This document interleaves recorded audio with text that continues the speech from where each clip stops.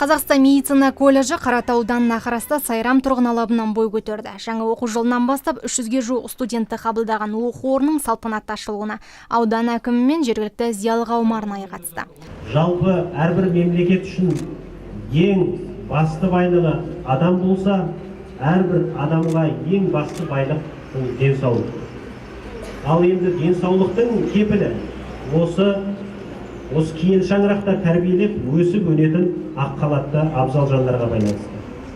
Ендеше біздің ауданымызда бүгінгі мынау Сайрам елді мекенінде ашылып жатқан осы киелі ғимарат баршамызға қайырлы және құтты болсын. Оңтүстік Қазақстан облыстық мәслихатының баяғы депутаты, көп қана жұмыс атқарған. Әрине осындай бір медресе, мектептер Наурыз саябағында өзінің көп үлесін қосқан, құрметпен Астана қаласынан арнайы келіп отырған Омаров Руслан Әбдірәшітұлы ортаға шақырдық. Шапалақпен қарсы алайық ағайын. Сіздермен бүгінгі күнде кездесіп отқанымызға өте қуаныштымын. Мына бүгін керемет бір іс-шарада кездесіп отырмыз.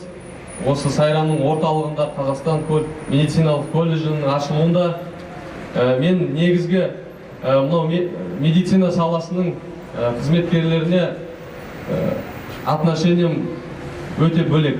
Өйткені менің анамның өзі медик. Сайлау болайын деп жатыр.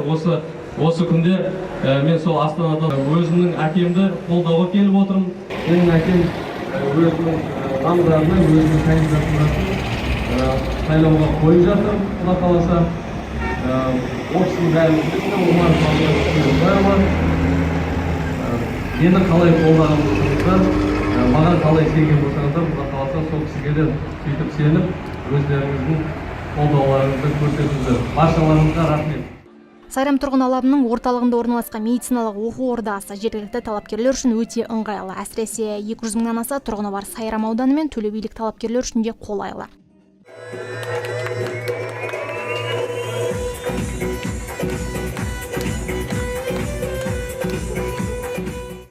Заманауи ғимарат толықтай жаңа технологиялармен жабдықталған, оқу процесіне қажетті құрылғылармен толыққан, ал оқытушылар қауымы тәжірибелі әрі білікті мамандардан жасақталған. Колледж басшылығы білім аламын деген кез келген жас үшін оқу ақысының тиімді екендігін алға тартады. Бізде 9 классын бітіріп келген оқушыларымызға жылына 100 мыңдың договор бойынша аламыз. Оқуны бітіріп болғанша договор бұзылмайды, сол 100 мыңдан аламыз. 11 классын бітіріп келген талапкерлерімізге оларға 110 мың.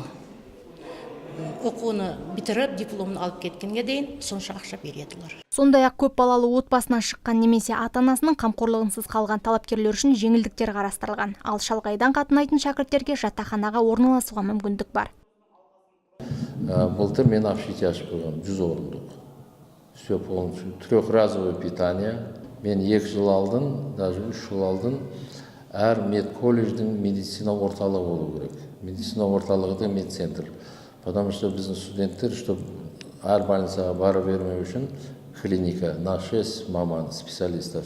Там работают врачи мне, и наши студенты практиканы шөлді өткізеді. Осыға дейін Тараз қаласы мен Төле би ауданына медициналық колледж ашқан мекеме басшылығы аталмыш оқу орындарына білім алған шәкірттердің 80% өз мамандықтары бойынша жұмысқа орналасқандықтан мақтанышпен айтуда. Ендеше сапалы білім мен тұрақты жұмысқа орналасуды қаласаңыз, Қазақстан медициналық колледжіне оқуға келіңіз.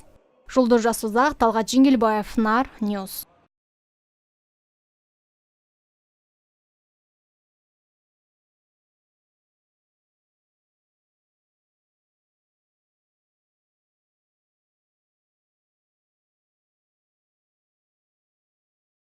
Басқарма басшысының айтуынша Нұрлы жер бағдарламасы негізгі 5 бағытта жүзеге асырылып жатыр. Оның алғашқысы ипотекалық кредит берудің қолжетімділігін арттыру жобасымен 96 тұрғын үйдің құрылысы басталған.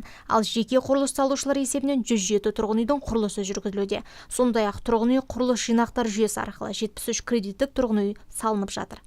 Облигациялар салу есебінен бөлінген 2,8 миллиард теңгеге, жалпы құны 4,4 миллиард теңге, 9 қабатты 11 кредит тұрғын үйдің 31 мың шаршы метр 558 пәтер құрылысы жүргізілуде. Тұрғын үйлердің құрылысы 95%-ға бүгінгі таңға орындалып отыр. Тұрғын үйлердің құрылысы кестеге сай жүргізілуде.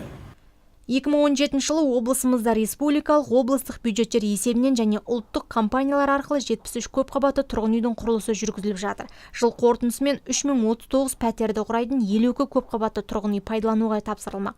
Арендалық тұрғын үй құрылысы бойынша облысымызда 88 үйдің құрылысы жүргізіліп жатыр. Жыл соңына дейін 50 үй ел иелігіне берілмек. Құрылыс біздің облыстың халқы үшін ең басты мәселе, яғни тұрғын үйлер. Пәтерлер және тұрғын үйлер.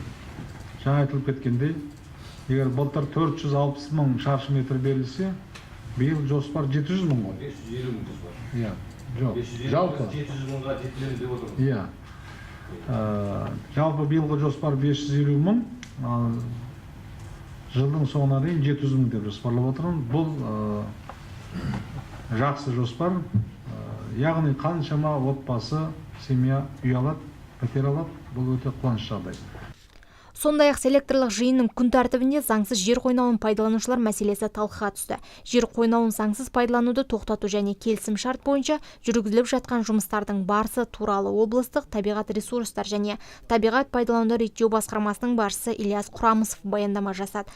Басқарма басшысының айтуынша, соңғы жылдары Сайрам ауданы арқылы өтетін Ақсу, Сайрамсу өзендерінің жағалауында заңсыз жер қойнауын пайдалану фактілері жиі тіркеліп отыр. Ағымдағы жыл жер қойнауын заңсыз өндіру бойынша 80 дерек тіркелді. Оның ішінде 41 іс өндірістен қысқартылса, 32 іс әкімшілік шара көру үшін облыстық экология департаменті жолданған. Экология департаменті тарапынан 20 заңды және жеке тұлғаға 2 миллион 700 мың теңге айыппұл салынған. 2017 жылдың сәуір айынан бастап Сайрам ауданында 12 нысан тексеріліп, заң бұзушылықтарды жою жөнінде берілген нұсқамалардың 3 айлық мерзімі өткенімен, бүгінгі күнге кәсіпорындарға нақты шаралар қабылданбаған. Заңсыз жер қойнауын пайдаланушы қылмыстық жауапкершілікке тартылмапты. Себебі келтірілген зардап 1000 айлық есептік көрсеткіштен аспаса, әкімшілік жауапкершілік шегінде қарастырылады. Өңір басшысы жер қойнауын заңсыз пайдалану фактілерін алдын алу немесе жою жұмыстарын бәсеңдеткен үшін салаға жауапты қызметкерлерге қатаң тәртіптік шара көруді тапсырды.